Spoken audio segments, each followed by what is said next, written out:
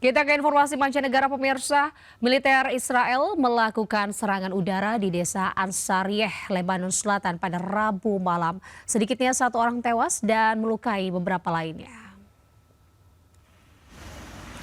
Kendaraan darurat dan personel bergegas ke lokasi serangan dengan kondisi puing-puing berserakan di tanah. Sementara api dan asap masih mengepul dari area yang hancur. Militer Israel kembali melancarkan beberapa serangan di wilayah Lebanon sejak perjanjian gencatan senjata dengan Hizbullah beberapa waktu lalu diberlakukan. Kesepakatan gencatan senjata telah ditepati meskipun kedua belah pihak saling menuduh adanya pelanggaran berulang.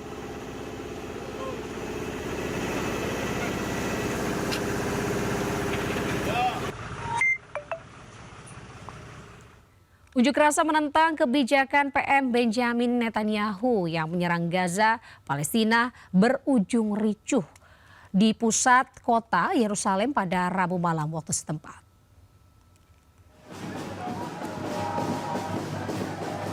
Bentrokan meletus di Yerusalem pada hari Rabu saat ribuan pengunjuk rasa anti pemerintah memblokir jalan.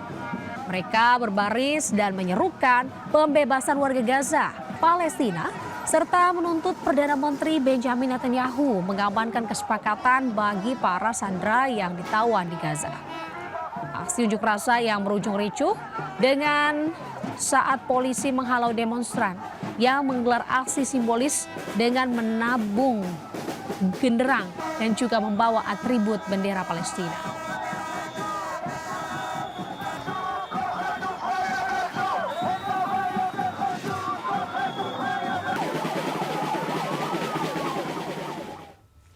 Pemirsa, pejuang Hamas juga menargetkan tentara dan kendaraan militer Israel di kawasan Al-Zaitun dan juga Al-Barashi. Mereka menggunakan peluru mortir untuk menyerang Israel.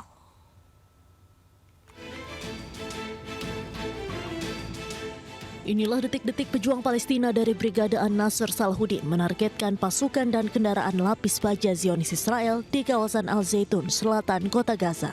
Para pejuang nampak sedang menyiapkan peluru mortir dan meluncurkannya untuk menyerang pasukan IDF. Hal serupa juga dilakukan oleh pejuang Palestina di tanah Al-Barashi, selatan lingkungan Al-Zaitun, kota Gaza. Brigade Mujahidin menghantam kumpulan tentara Zionis Israel dengan menggunakan mortir kaliber 60 mm standar.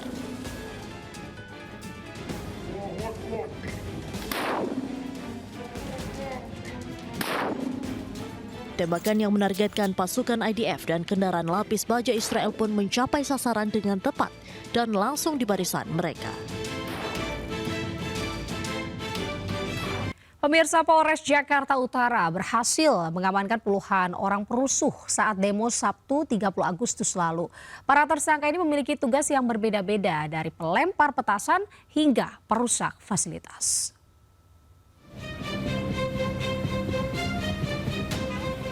Sebanyak 66 orang diamankan dan ditetapkan sebagai tersangka dalam kasus penyerangan kantor Polres Metro Jakarta Utara yang terjadi beberapa waktu lalu. Para tersangka berperan melempari petugas dengan berbagai benda tumpul dan petasan, serta merusak sejumlah fasilitas kantor Polres Metro Jakarta Utara. Kami sudah menetapkan 66 tersangka yang kami tahan. Jadi tolong digarisbawahi, ini bukan demonstran tapi perusuh yang tiba-tiba menyerang Mapolres. Pasal yang kami kenakan yaitu pasal 70 KUHP, kemudian 212, 216 KUHP. Peran mereka ini apa aja sih Pak? Ya, perannya itu ya melakukan perusakan, kemudian pelemparan dengan barang bukti yaitu antara lain ada bekas bom molotov, kembang api dan segala macam. Penyidik menyita sejumlah barang bukti seperti bekas bom molotov, batu, pecahan kaca, CCTV, dan sejumlah barang bukti lainnya. Para tersangka dijerat pasal melawan petugas dan pengeroyokan dan perusakan barang dengan ancaman maksimal 5 tahun penjara. Di Jakarta, Sofian Firdaus melaporkan.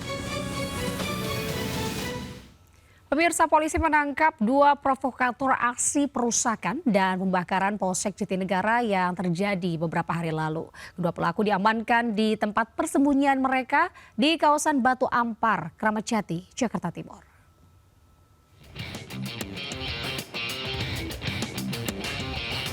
Kedua pelaku berinisial R dan A diamankan tim penyidik Polres Metro Jakarta Timur pada Jumat dini hari.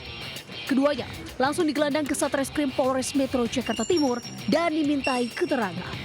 Dari hasil penyidikan, kedua pelaku diketahui dari awal telah membawa bensin dengan niat membakar Polsek Jatinegara. Bensin yang dibawa pelaku berinisial AR kemudian diserahkan kepada pelaku RR untuk melakukan pembakaran.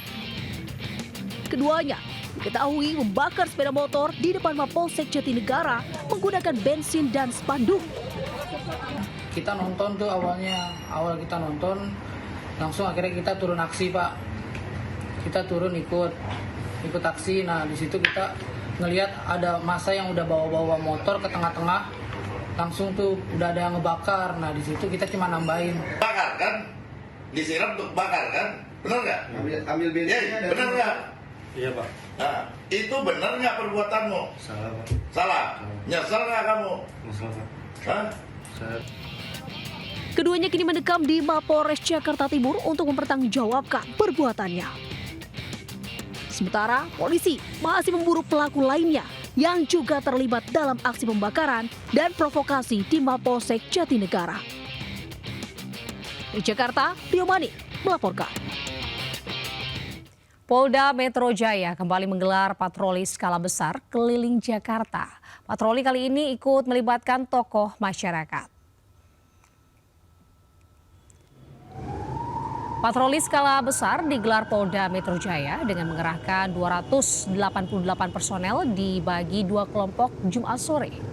Dengan masing-masing kelompok berjumlah 144 personel terdiri dari Satgas Polda Metro Jaya, Satbrimob, Satlantas, Krimum, Krimsus, Samapta, dan juga kelompok masyarakat. Kelompok pertama berpatroli dengan melintasi Jakarta Selatan. Kelompok kedua mengarah ke Jakarta Barat dengan sasaran patroli daerah rawan premanisme ataupun titik penumpukan massa.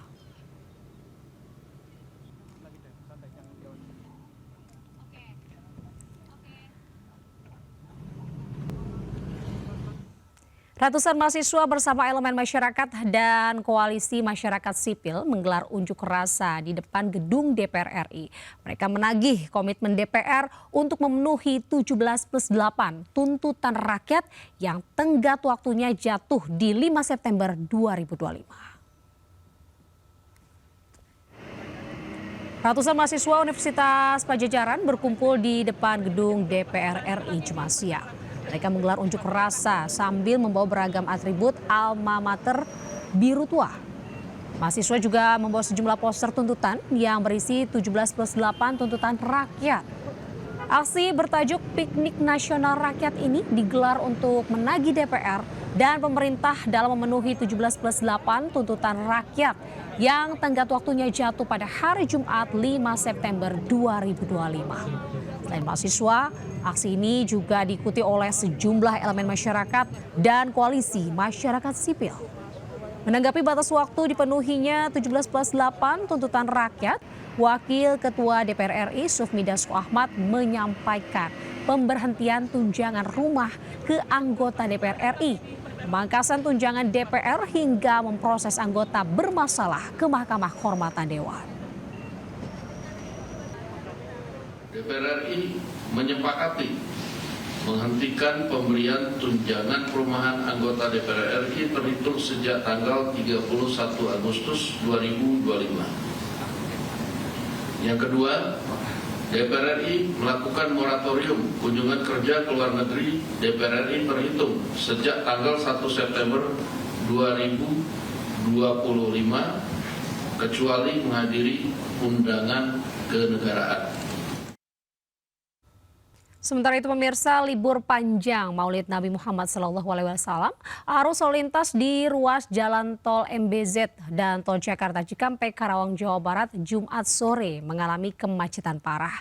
Jumlah kendaraan karena warga tujuan mudik dan juga berlibur ke lokasi wisata.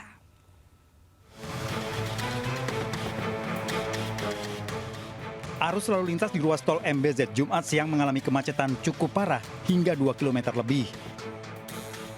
Kemacetan pada libur panjang Maulid Nabi Muhammad SAW terjadi di beberapa titik.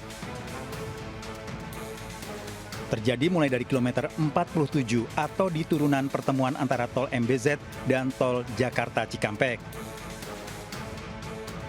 Ribuan kendaraan pribadi yang dari arah Jakarta menuju Trans Jawa seperti Bandung, Cirebon, dan Jawa Tengah harus terhenti, tidak bisa melaju normal. Ribuan kendaraan melaju namun kembali terhenti akibat membludaknya kendaraan mudik dan berliburan terus mengalir dari arah Jabodetabek.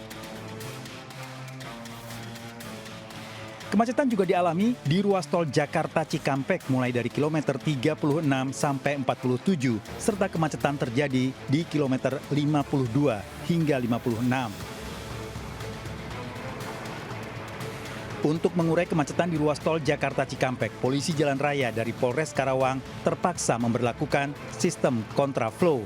Satu lajur mulai dari kilometer 47 Karawang Barat sampai dengan kilometer 65 yang mengarah Cikampek. Dari Karawang, Jawa Barat, Rudi Setiawan, iNews melaporkan.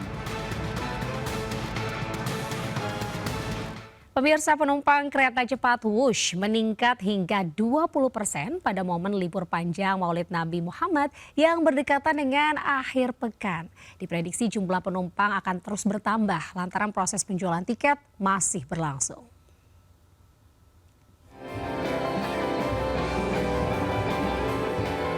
Peningkatan volume penumpang Wush terjadi di momen libur Maulid Nabi yang berdekatan dengan akhir pekan. KCIC mencatat sekitar 15.000 tiket Wush terjual untuk keberangkatan hingga Jumat siang. Jumlah tersebut meningkat hingga 20% jika dibandingkan minggu sebelumnya. Diprediksi penumpang Wush yang berangkat hari ini akan mencapai lebih dari 20.000 penumpang.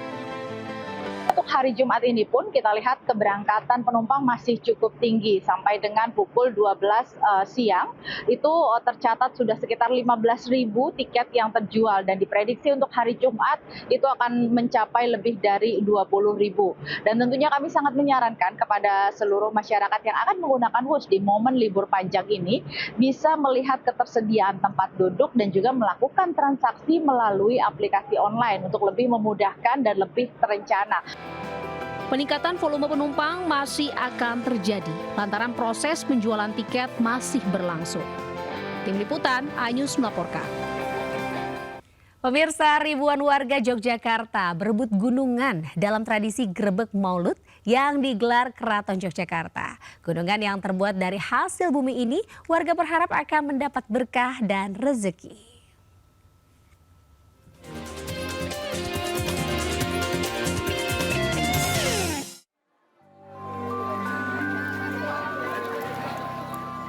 Ribuan warga berebut gunungan di halaman Masjid Gede Keraton Yogyakarta. Warga yang sudah menunggu sejak pagi hingga siang hari langsung memperebutkan gunungan yang terbuat dari hasil bumi.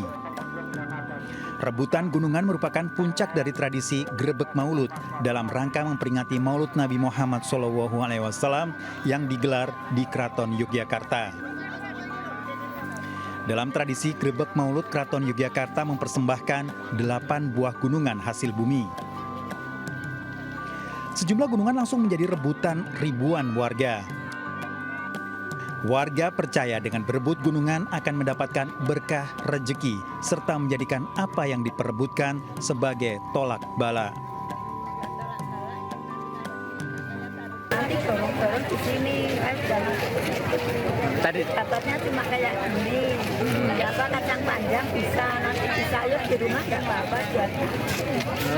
Mbak, dibuat sayur, Bu? Iya, yang punya itu kacang panjang, sayur terus dimakan, apa adanya itu yang dapat dari sini. Dapat bunga, untuk masih utuh. Rencananya mau buat apa itu? Rencananya nanti untuk anak, kita ada anak perempuan tadi udah titip, minta diambilkan yang bunga. Ya. Cuman kalau menurut dirinya kan ada ceritanya masing-masing ya, lalu mohon maaf saya nggak bisa untuk jelaskan.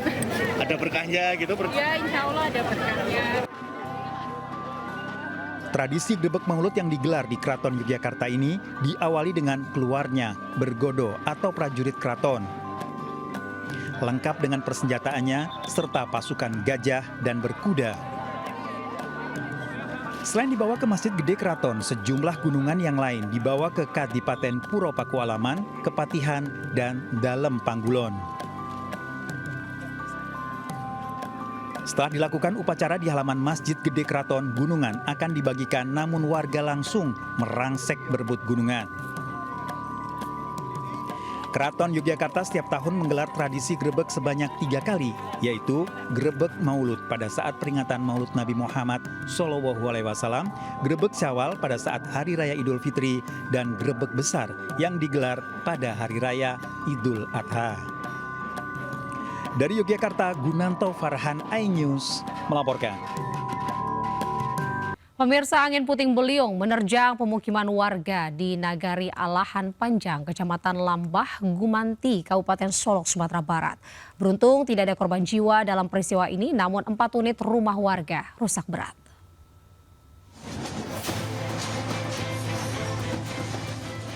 Detik-detik angin kencang melanda permukiman warga di Jorong Galagah, Nagari Alahan Panjang, Lembah Gumati, Kabupaten Solok, Sumatera Barat, terekam video amatir warga. Angin puting beliung tersebut memporak-porandakan rumah warga yang tengah menggelar pesta pernikahan hingga menerbangkan tenda tempat berlangsungnya pesta. Di lokasi yang sama juga tampak atap rumah warga berterbangan karena kuatnya terjangan angin puting beliung. Warga panik dan berusaha berlindung di tempat yang aman. Terjangan angin menyebabkan 4 unit rumah warga mengalami rusak berat dan sejumlah lahan pertanian juga terkena dampak angin kencang. Berakibat kepada 4 bangunan rumah, termasuk sebuah hajatan pesta yang sedang berlangsung, tertimpa atau terdampak. Dan setelah dilakukan pengkajian penghitungan kerugian, tidak ada korban jiwa. Meski tak ada korban jiwa dalam peristiwa ini, namun BPBD Kabupaten Solok mengimbau warga agar tetap waspada karena cuaca yang tidak menentu. Dari Kabupaten Solok, Sumatera Barat, Budi Sunandar, iNews melaporkan. Dan pemirsa, peristiwa tadi sekaligus menutup Lintas iNews pagi hari ini. Saya Anita Dewi, pemirsa, mengingatkan Anda untuk berita-berita tadi juga dapat Anda baca selengkapnya melalui portal okezone.com. Saya Anita Dewi beserta kerabat kerja undur diri. Selamat pagi, selamat beraktivitas. Wassalamualaikum warahmatullahi wabarakatuh.